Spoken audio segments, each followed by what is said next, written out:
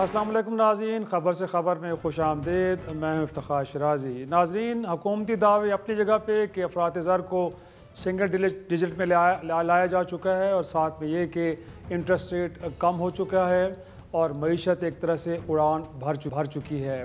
लेकिन हकीकत में इस वक्त पाकिस्तान की मईशत की सूरत हाल क्या है, इंडिकेटर्स कितने मुस्बत कितने मनफी हैं। हमारे साथ मौजूद हैं साबिक चेयरमैन बोर्ड इन्वेस्टमेंट और पाकिस्तान के मारूफ मईशतदान हारून शरीफ साहब। सर, बहुत शुक्रिया वक्त देने के लिए। सर, हुकूमत तो अपनी जगह पे जो कुछ कह रही है, बट 2025 को आप कैसे देखते हैं? इस साल के अंदर पाकिस्तान की मईशत ने कैसे परफॉर्म किया, और फिर जो मोर इम्पॉर्टेंटली बात की जा रही है कि हमने वो डायरेक्शन ले ली है कि जिसके नतीजे में हम कह सकते हैं कि जो ग्रोथ के और बाकी जो दावे किए जा रहे हैं वो जाके आगे सच साबित होंगे। जी, जहाँ तक स्टेबलाइजेशन का ताल्लुक है आईएमएफ प्रोग्राम के तहत, उसमें आई थिंक 2025 में पाकिस्तान हैज़ डन वेल। हमने ट्रांचेस की डिसबर्समेंट भी ली है, हमने प्रायर एक्शंस भी उनके मीट किए हैं और कुछ फिस्कल और मॉनेटरी साइड पे रिफॉर्म्स भी की हैं जो एक्नॉलेज करनी चाहिए। तो जहाँ तक लेंडर्स की इकॉनमी है जो हमें कर्ज देते हैं, उनके लिए पाकिस्तान की जो सूरत हाल है टू रीपे पिछले साल से बेहतर दिखाई देती है, बल्कि खासी बेहतर है। अब आते हैं मेन जो इकोनॉमिक इंडिकेटर्स की आप बात कर रहे हैं। जीडीपी ग्रोथ हमारी रिमेन्स वेरी लो और वो अभी भी 2-2.5% के आसपास दिखाई दे रही है। तो जो वरीसम फैक्टर है, अनएम्प्लॉयमेंट पिछले साल से तकरीबन 14% बढ़ी है।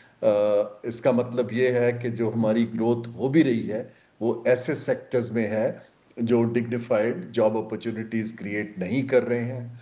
गुर्बत की सतह बहुत हाई है और ह्यूमन डेवलपमेंट के इंडस्ट्रीज के अंदर कोई तब्दीली दिखाई नहीं दी है। ओवरऑल एक्सपोर्ट्स जो हैं उनके अंदर भी कोई अपवर्ड सिग्निफिकेंट ट्रेंड नहीं है, बल्कि मिक्स्ड है। अगर एवरेज ली जाए 15-20 बरस की तो इन रियल टर्म्स कम हुई है। अब हमारा जो चैलेंज है कि हम डेट से तो कैसे कम करें और इन्वेस्टमेंट की तरफ जाएं, वो इंडिकेटर्स अभी मुझे दिखाई नहीं देते। लेकिन हारून साहब, इनफैक्ट हमने तो SIFC के नाम से फोरम भी बनाया और इस वक्त जो हुकूमत वक्त का क्लेम है कि शायद दुनिया में हमें बेस्ट वे में एंगेज किया जा रहा है। टैरिफ के हवाले से भी देखा गया कि अमेरिका से बड़ी हमें एक रिलीफ मिला। बट जो ग्राउंड रियलिटीज़ है वो ये है कि कम से कम 10 से ज़्यादा बड़ी मल्टीनेशनल कंपनीज जो पाकिस्तान से अपना कारोबार वाइंड अप करके चली गई हैं। जैसे आपने बताया कि बेरोज़गारी की शरह भी बढ़ी है, 60 लाख कहा जा रहा है कि नौजवान बेरोज़गार हैं, लाखों इस मुल्क से चले गए हैं। तो सर, ये इन्वेस्टमेंट के हवाले से भी जो फिगर्स मेरे पास है वो ये बता रहे हैं कि गुज़श्ता साल के मुकाबले में कोई $700 मिलियन से कम की सरमायाकारी बरह रास्त जो इस मुल्क में होनी थी उसमें कमी आई है बजाय उसमें इजाफा होने के। तो IMF प्रोग्राम के नीचे होना और आप समझते हैं कि स्टेबिलिटी भी आ गई है, बट वो जो सरमायाकारों का एतमाद है सर, वो तो लगता है बहाल नहीं हुआ। उसकी वजूहत क्या लगती हैं आपको? ये पहली बात तो ये है कि खाली स्टेबिलिटी आने से सरमायाकारों का एतमाद बहाल नहीं होता। उसके लिए हमें पूरे इन्वेस्टमेंट क्लाइमेट को बदलना पड़ता है। और सबसे पहली चीज़ तो ये है कि पॉलिसी आपके पास इस वक्त नहीं है इकोनॉमिक ग्रोथ की, ना इंडस्ट्रियल एक्सपेंशन की। SIFC टाइप जो इदारे हैं वो ट्रांजैक्शन है कि हम आपका कारोबार की फैसिलिटेशन बेहतर कर सकते हैं। लेकिन 2-3 fundamentally I think mind set की हमारे हिसाब से फोकस गलत रहा है। नंबर वन, बहुत ज़्यादा फोकस गवर्नमेंट टू गवर्नमेंट की बड़ी डील्स पे रहा है, जबकि मईशत जो होती है वो मार्केट लेड अप्रोच से, प्राइवेट सेक्टर इन्वेस्टमेंट से आगे चलती है। तो वो हमारा ख्याल है कि हम क्योंकि हमेशा से कोई जियोपॉलिटिकली बेनिफिट मांगते रहे हैं, अभी भी हो जाएंगे तो उसमें डिले है। दूसरा ये है कि SIFC का काम मेन फैसिलिटेशन का है, लेकिन क्योंकि वो प्रोजेक्ट बनाने में लग गए और बहुत बड़े बड़े दावे कर दिए, अपने ऊपर प्रेशर डाल लिया, तो वो जो उनका काम प्राइवेट सेक्टर को देना चाहिए था उनको, अब वो आहिस्ता आहिस्ता उस तरफ जा रहे हैं। तीसरी चीज, दुनिया के अंदर इकोनॉमीज अभी एज सच रिवाइव नहीं हुई हैं। जो बड़े हमारे बायर्स हैं, अमेरिका है, यूरोप है, जापान है, वहां पर स्लो डाउन की वजह से बाकी जो हमारे कंपेटिटर्स हैं उन्होंने बेतहाशा इंसेंटिव्स दिए हुए हैं इन्वेस्टमेंट के और ट्रेड के।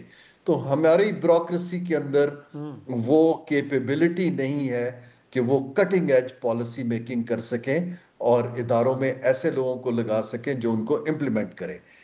इन तमाम फैक्टर्स के ऊपर जब तक हमारा प्राइवेट सेक्टर का इन्वेस्टर आगे नहीं आता, बाहर का इन्वेस्टर रीलोकेट करके लोगों को भेज के हमारे बाकी जो ओवरऑल स्टैंडर्ड्स हैं सिक्योरिटी के दूसरे, वो बड़ा अनलाइकली है। So we need to change the model of investment totally, जिस माइंड से हम 2025 में चलते रहे। सही, बट अगेन सर, अगर ये पॉलिसी एंड के ऊपर इतना बड़ा फेलियर है तो फिर लगता तो यही है कि हम फिर IMF प्रोग्राम के नीचे बड़े तवील अरसे तक रहेंगे, और जो IMF की जानिब से हमें एक गोया के डिक्टेशन या डिमांड लिस्ट है, आप समझते हैं कि वो पाकिस्तान की मईशत को बेहतरी की तरफ ले जाने में मददगार होगी? अगरचे FBR कैंट पे तो जो कुछ कहा गया है वो टारगेट्स पूरे होते हुए दिखाई नहीं दे रहे अभी तक। जी, IMF प्रोग्राम बेल आउट का प्रोग्राम है, वो कभी भी इकोनॉमिक ग्रोथ का प्रोग्राम नहीं होता। इकोनॉमिक ग्रोथ तो आपने खुद बनानी है। इकोनॉमिक ग्रोथ की पॉलिसी मेकिंग तो हमने करनी है कि हमारा कंपैरेटिव एडवांटेज कहाँ है, हम फाइनेंसेस पीछे लाएं, जो इंडस्ट्रीज और सर्विसेज जो इदारे पेटनेज के ऊपर, टैक्स की छूट के ऊपर, सब्सिडीज पे चल रहे हैं, उनको ख़त्म करें, स्टेट ओन्ड एंटरप्राइजेस से बाहर निकलें। ये काम तो हमारा है। ये IMF को कहना कि उनका प्रोग्राम कंप्लीट करने से इकोनॉमिक ग्रोथ चल पड़ेगी, वो 40 साल से तो नहीं चली जी।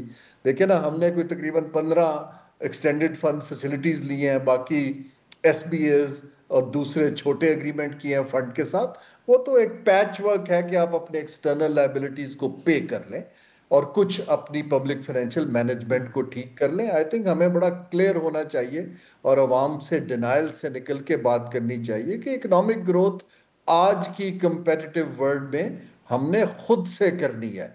देखिए ना, हम स्लोगन्स बेचते हैं, कभी हम कहते हैं कि जनाब हम कनेक्टिविटी की आएगी तो सबके मसले हल हो जाएंगे, कभी हम फ्यूचर की प्रोजेक्शंस करते हैं। आजकल सुना कोई उड़ान पाकिस्तान प्रोग्राम चल रहा है। देखिए, ये एक विश लिस्ट होना एक चीज है, लेकिन आपने compete करना है वियतनाम के साथ, कैम्बोडिया के साथ, इमर्जिंग एशिया के साथ।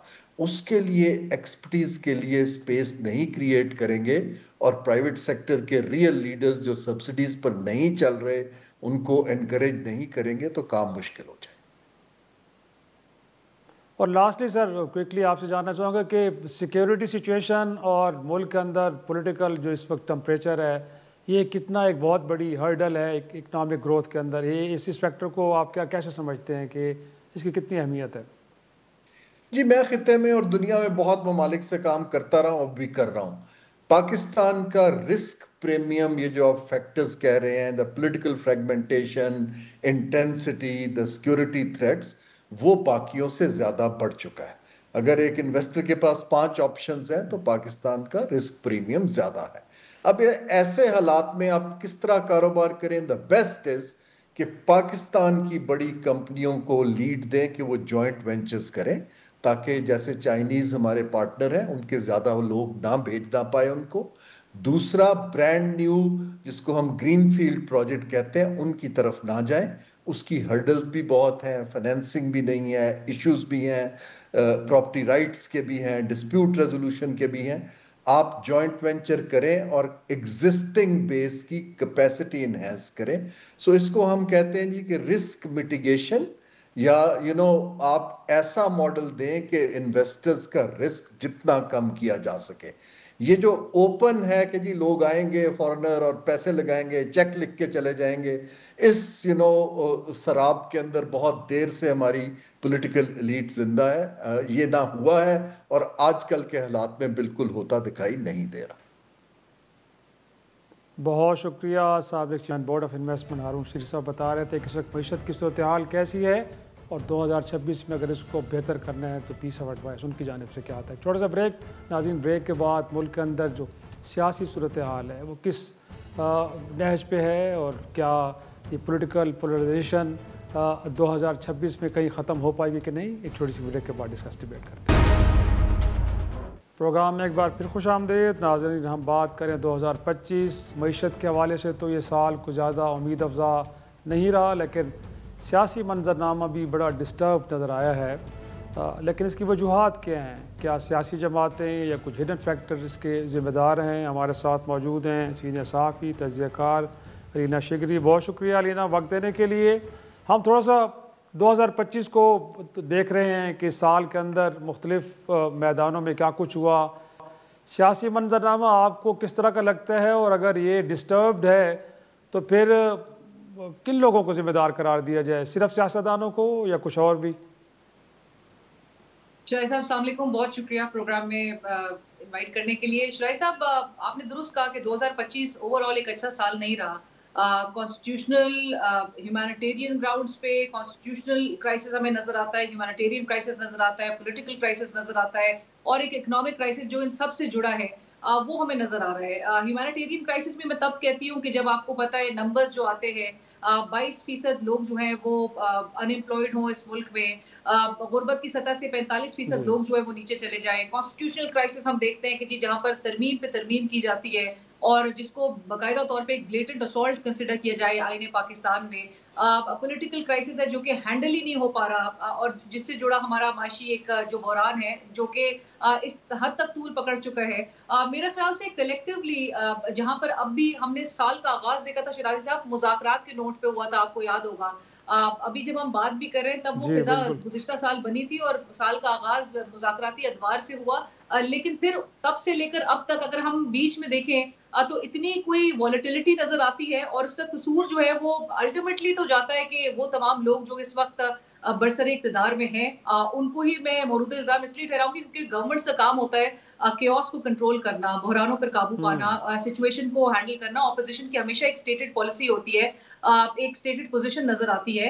आपका काम था इस वक्त जो हुकूमत में है, जो कि हमें कहते हैं कि जी मुल्क में जमहूरियत से अब हम ट्रांजिशन में चले गए हैं, हम एक हाइब्रिड मॉडल में हैं। आपके पास तमाम तर इख्तियारात होने के बावजूद, आपके पास तमाम तर वो कंड्यूसिव माहौल होने के बावजूद आप वो फिजा ही नहीं कायम कर सके जिसको आप बज़ाहिर तो तकारीर में जरूर सुनते हैं कि जी डायलॉग पे स्ट्रेस दिया जाता है, मुज़ाकरात पे जोर दिया जाता है। वो मुज़ाकरात और एंगेजमेंट ही मेरे ख्याल से एक वो वाहिद शिराजी साहब एक रास्ता है जिससे आप ये बात प्रूव कर सकें कि आप हमेशा एक बैटलफील्ड के ऊपर एक टेबल को तरजीह देते हैं, आप मेज को तरजीह देते हैं और आप सबको लेकर चलने के लिए तैयार हैं। खमियाजा हम इस वक्त ये उठा रहे हैं कि एक आम आदमी के लिए 2 वक्त की रोटी भी पूरी करना मुश्किल हो गया है। लोग कर्जे ले रहे हैं, अपने घरों के सामान बेच रहे हैं, और इसी किस्म का हमें पूरा साल नजर आया। लेकिन शिराई साहब, जिस हम फ्रेटर्निटी से ताल्लुक रखते हैं, जिस इंडस्ट्री से हमारा ताल्लुक है, हम पहले अपने आप की भी खुद बात कर ले। हमने कितना देखा मीडिया की जो स्पेस है वो इस पूरे साल में श्रिंक हो गई।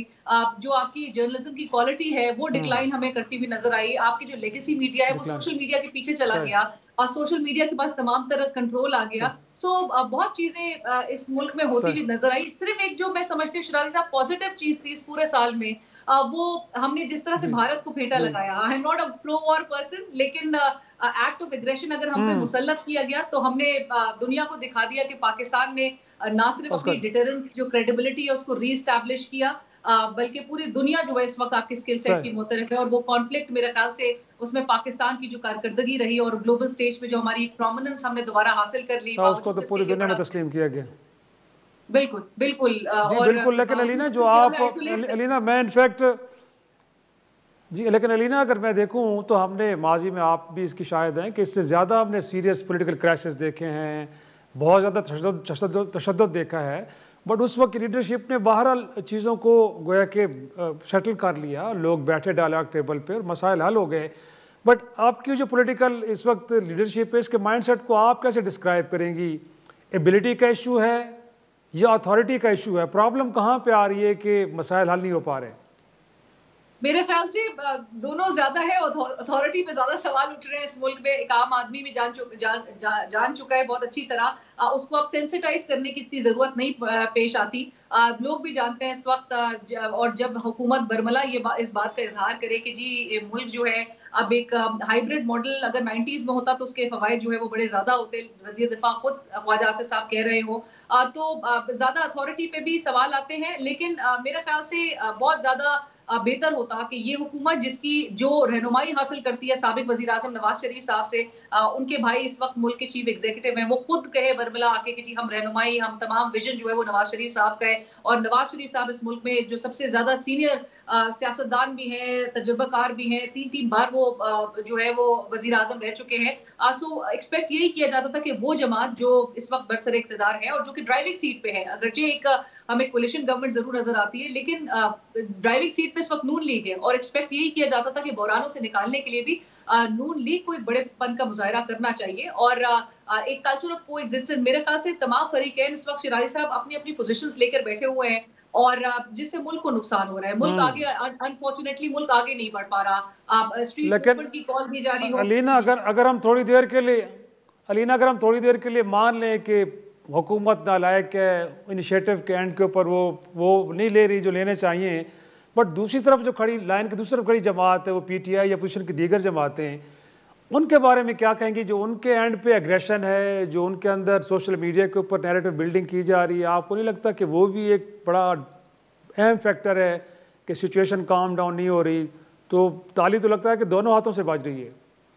चिराई साहब, दूसरी पार्टी तो रिसीविंग एंड पे है।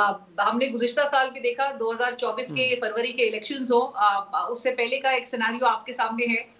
तमाम तर जो इक़दामात लिए गए, हमेशा पब्लिक भी, जो अवाम है, वो उसको सपोर्ट करती है जो एक ऑपरेशन के रिसीविंग एंड पर होती है। जिस किस्म के इक़दामात किए गए आपके सामने हैं। अगर तो सबसे बड़ा ओपोनेंट मौजूदा हुक्मरानों का साबिक वज़ीर आज़म इमरान खान साहब हैं, तो हाल ये है कि वो 2.5 साल से जेल में है और इस साल भी पूरे साल उनकी एक केस में अपील है, वो पूरे साल नहीं लगी।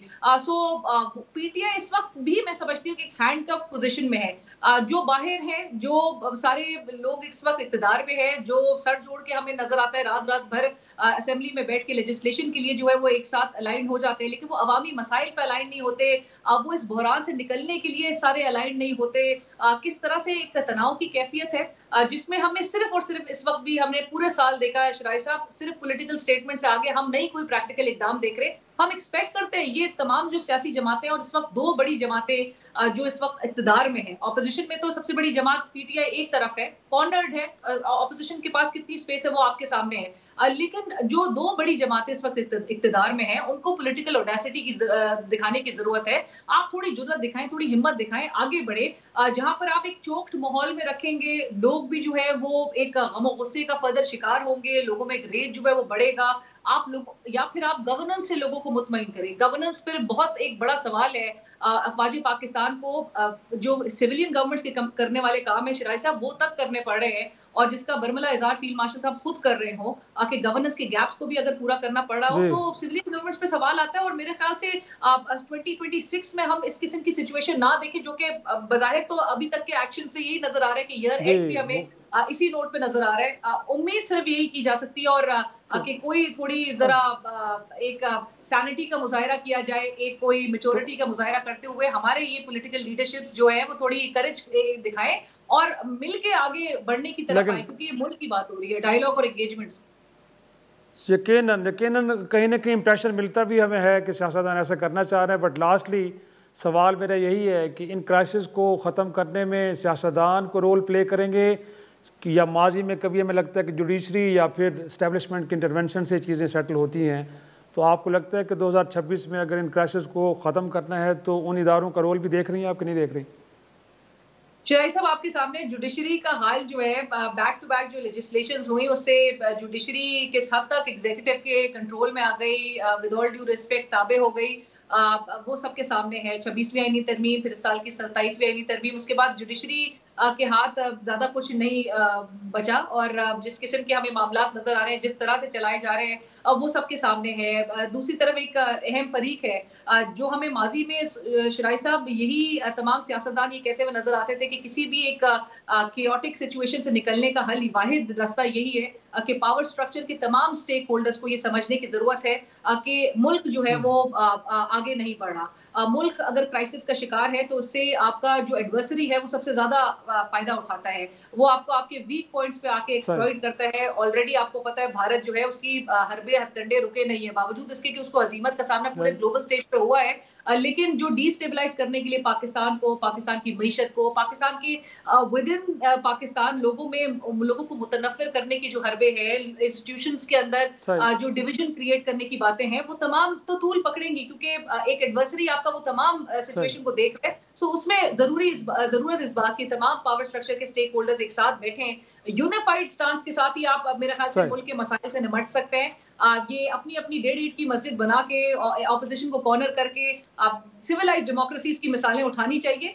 मेरे ख्याल से इन सबको इस बात से बाहर आ जाना चाहिए कि यहाँ पर एक दूसरे को रिस्पॉन्ड करके स्टेटमेंट्स में एक दूसरे के खिलाफ एक पॉलिटिकल माइलेज हासिल करने की बात नहीं है, यहाँ पर मुल्क की बात है।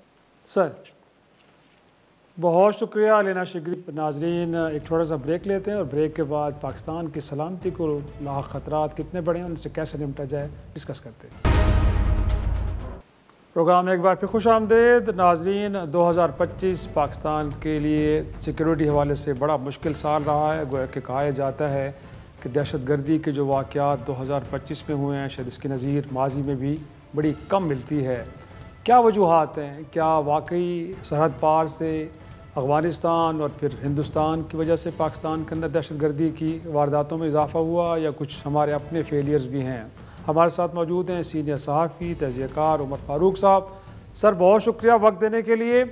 2025 को सर आप एक तो ये बताएं कैसे एनालाइज़ करते हैं कि ये जो इसमें दहशत गर्दी की वारदातों में इस कदर इजाफ़ा हुआ, इसका बुनियादी इसके पीछे फैक्टर क्या है? क्या जो हम इस वक्त अपना नैरेटिव बना के बैठे हैं कि शायद अफ़गानिस्तान की सरजमीन से TTP, दीगर ग्रुप्स और फिर हिंदुस्तान ये सब कुछ कर रहे हैं, या आपको लगता है कि नहीं हमारे कुछ इंटरनल फेलियर्स भी इसकी वजह बने हैं? देखिए, इंटरनल फेलियर का मसला ये है कि हमारी पॉलिसी कंसिस्टेंट नहीं रही।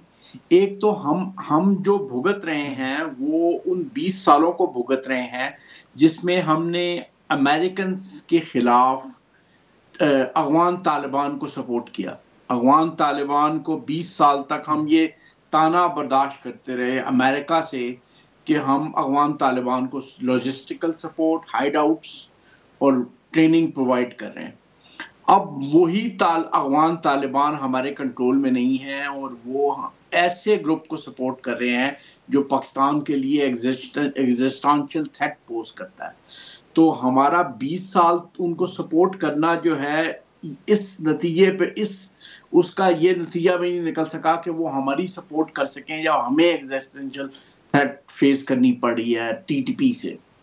और दूसरी बात यह है कि जब अफगानिस्तान पे, काबुल पे कब्जा हुआ अफगान तालिबान का, और उससे पहले TTP के जो फाइटर्स हैं उन्होंने they started their way trekking their way back into Pakistani territory before Afghan Taliban took control of Kabul. लेकिन उसके बाद उनका एग्जोडस जो है वो बहुत तेज हो गया और वो मैसिव स्केल पे वापस आना शुरू हो गए।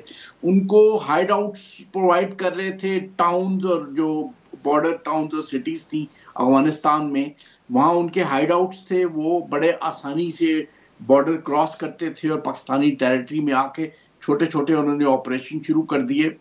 हम अफगान तालिबान के झांसे में आ गए और हमने टॉक शुरू कर दी उनके साथ। वो वक्त था जब मेरी इत्तलात के मुताबिक पाकिस्तानी आर्मी ने टॉक्स के दौरान भी वो जो रेड्स करते हैं हाइड आउट्स पे, TTP के हाइड आउट्स पे जहाँ उनकी कंसंट्रेशन होती है, इंटेलिजेंस बेस्ड ऑपरेशंस करते हैं, वो टॉक्स के दौरान भी जारी रखे थे। लेकिन टॉक्स के बाद वो बहुत बड़े पैमाने पे पाकिस्तान आर्मी ने उनके खिलाफ ऑपरेशन शुरू कर दिए, जो रेड्स जिनको कहा जाता है इंटेलिजेंस बेस्ड रेड्स। लेकिन मसला ये है कि आप दो बातों को हमें कंसिडर करना पड़ेगा। एक तो TTP जो है अभी तक रिक्रूटमेंट कर रही है पाकिस्तानी टेरिटरी से, जिनको आप ट्राइबल एरियाज पहले कहते थे, अब पाक अफगान बॉर्डर्स कहते हैं उनको, वहां से रिक्रूटमेंट अभी तक जारी है। दूसरी वजह यह है कि जो अफगानिस्तान में बॉर्डर्स और टाउन्स हैं और सिटी बॉर्डर्स और टाउन्स हैं, वहां से हाइड आउट अभी तक अफगान टेरिटरी उनको प्रोवाइड कर रही है। वो बहुत आसानी से जब उनके खिलाफ यहाँ ऑपरेशंस होते हैं तो वो वापस भाग के वहां चले जाते हैं और वहां से भाग के यहाँ आ जाते हैं और अपनी रीइंफोर्समेंट करते रहते हैं।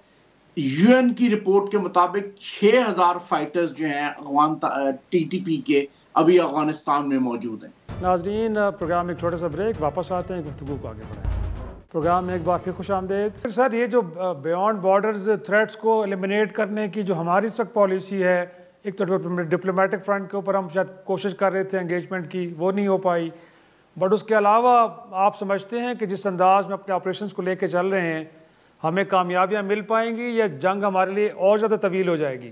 देखें, ये एक इम्पॉसिबल सिचुएशन में पाकिस्तान अपने आप को इस वक्त पा रहा है। बहुत इम्पॉसिबल सिचुएशन है। अगर आप सेंट्रल अथॉरिटी को, जो इस वक्त तालिबान है, Afghan Taliban is the central authority in Afghanistan, अगर आप उसको अंडरमाइन करते हैं, लेट्स से एयर स्ट्राइक्स के जरिए या मिसाइल स्ट्राइक्स के जरिए उसको अंडरमाइन करते हैं, तो मेरा ख्याल है पाकिस्तान अपने लिए खतरात में इजाफा कर रहा होगा। दूसरी तरफ अगर आप स्ट्रेंथन करते हैं अफगान तालिबान को, ये सोच के कि वो जो टेररिस्ट ग्रुप इस वक्त अफगानिस्तान में बैठे हुए हैं उनको कंट्रोल करने, देखें एक अटेम्प्ट हुई भी इसके बाद, जब 2021 में उन्होंने काबुल पे कंट्रोल किया ना, तो आईएसआई ने तकरीबन 2 रीजनल इंटेलिजेंस चीफ्स की मीटिंग्स की थी, जिसमें Russian intelligence chief, Chinese intelligence chief, Iranian intelligence chief और सेंट्रल एशियन इंटेलिजेंस चीफ यहाँ आए थे, या उन्होंने ऑनलाइन मीटिंग में शिरकत की थी। इस्लामाबाद में वो मीटिंग हुई थी जिसमें ये फैसला हुआ था, ये तास न्यूज एजेंसी है रशिया की, उसने ये रिपोर्ट की थी मीटिंग, पाकिस्तानी मीडिया में इतनी ज्यादा ये रिपोर्ट नहीं हुई, और उस मीटिंग में ये फैसला हुआ था कि अफगान तालिबान को रियल टाइम इंटेलिजेंस प्रोवाइड की जाएगी और असिस्टेंस प्रोवाइड की जाएगी ताकि वो आईएस के राइज को कंट्रोल कर सकें, कर्ब कर सकें अफगानिस्तान के अंदर। अगर आप वो वाला रास्ता अपनाते हैं तो आप इनडायरेक्टली टीटीपी को सपोर्ट लाइफलाइन प्रोवाइड कर रहे होंगे। तो दोनों सूरतों में या आप एयर स्ट्राइक्स करते हैं हाइडआउट्स के खिलाफ, अफगान टीटीपी के हाइडआउट्स के खिलाफ, या आप अफगान तालिबान को स्ट्रेंथन करते हैं, दोनों सूरतों में आपको बहुत सी मुश्किलात का सामना करना पड़ेगा और अभी भी करना पड़ रहा है। आपने एयर स्ट्राइक की, आप अफगान तालिबान को अंडरमाइन करेंगे, वहां इनाकी आएगी, अफगानिस्तान में इनाकी आएगी, और अभी जो खतरात मौजूद हैं उससे मल्टीप्लाई हो जाएंगे आपके खतरात। जनाब, तो सर इनफैक्ट अब एक तो ये बताइएगा कि जो इंडियन फैक्टर है उसका क्या वो प्रीडोमिनेंट फैक्टर उसको डिक्लेयर किया जाए कि जो कुछ पाकिस्तान में इस वक्त हो रहा है, या उसका रोल इतना ज़्यादा नहीं जितना हम बता रहे हैं लोगों को, और मोर इम्पोर्टेंटली इस मसले से निकलने के लिए जो रीजनल अप्रोच है वो कितनी इंपॉर्टेंट है? मेरा ख्याल regional approach is the only option for Pakistan. इस वक्त जितनी भी रीजनल कंट्रीज हैं वो सब इस बात से खतरा महसूस करती हैं कि अफगानिस्तान की सरजमीन जो है वो तकरीबन 11 भगोड़े टेररिस्ट ग्रुप का अमाजगाह है। होस्ट कर रही है अफगान इंटेलिजेंस जो है वो अजबक भगोड़े टेररिस्ट ग्रुप, ताजिक भगोड़े टेररिस्ट ग्रुप, चाइनीज भगोड़ों से, रशियन जो चेचन्स हैं उन वो भगोड़ों से, और टीटीपी का आपको पता ही है कि टीटीपी भी वहां बैठी हुई है। तो 11 के करीब टेररिस्ट ग्रुप हैं जो अफगानिस्तान की टेरिटरी में इस वक्त पनाह लिए हुए हैं। तो रीजनल अप्रोच तो हमें अपनानी पड़ेगी, हमारे पास इसके अलावा कोई ऑप्शन नहीं है कि जिस तरह सारे इंटेलिजेंस चीफ को इससे पहले इकट्ठा किया था आईएसआई ने, इस तरह की कोई अरेंजमेंट हो, फॉरेन ऑफिस को, डिप्लोमेट्स को इकट्ठा किया जाए और उनसे प्रेशर बिल्ड की जाए। जहां तक इंडियन थ्रेट का सवाल है, मेरा ख्याल है इंडियंस, जो लोग ये समझ रहे हैं ना कि इंडियंस ने इसलिए जंप इन किया अफगानिस्तान में कि वो कोई टेररिस्ट एक्टिविटी करा दें पाकिस्तान के खिलाफ, 1-2 हमले करवा दें, वो इतने बेवकूफ नहीं है इंडियंस। इंडियन बिग प्लान लेके आए हैं अफगानिस्तान में, और उनका बिग प्लान ये है कि वो पाकिस्तानी मिलिट्री को बड़े पैमाने पे लॉन्ग टर्म एंगेज करके एक सिविल वॉर लाइक सिचुएशन में ईस्टर्न बॉर्डर से आपकी तवज्जो हटाने के लिए आपको लॉन्ग टर्म सिविल वॉर में वो फंसाना चाहते हैं आपके वेस्टर्न बॉर्डर पे, इसलिए इंडियंस ने जंपिंग किया है। रीजनल ऑप्शन के अलावा कोई ऑप्शन आपके पास मौजूद नहीं है। आप अफगानिस्तान तालिबान को स्ट्रेंथन करेंगे तब भी नुकसान, आप एयर स्ट्राइक्स करेंगे तब भी नुकसान। दोनों सूरतों में आपका नुकसान जो है वो बिल्कुल नजर आ रहा है सामने। जी बहुत शुक्रिया फारूक साहब वक्त देने के लिए। इनफैक्ट नाज़रीन आप सुन रहे थे कि सिक्योरिटी से मुताल्लिक इश्यूज़ को हल करने के लिए पाकिस्तान की अप्रोच क्या होनी चाहिए। नाज़रीन उम्मीद करते हैं कि 2026 पाकिस्तान की मईशत, पाकिस्तान की सियासत और पाकिस्तान की सलामती के लिए एक अच्छा साल साबित हो। इसी के साथ इजाज़त दीजिए। खुदा हाफिज़।